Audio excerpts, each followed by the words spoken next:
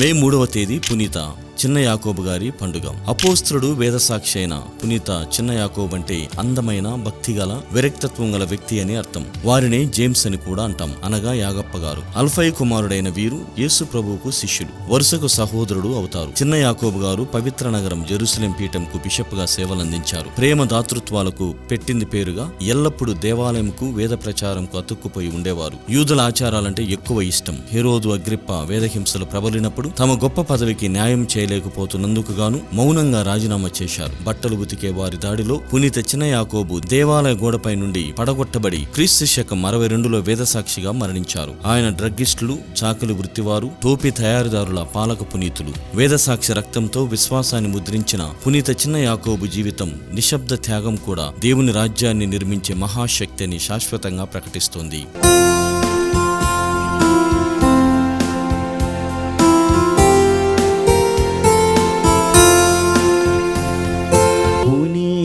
యాకోబు గారా మా కొరకు ప్రార్థించండి.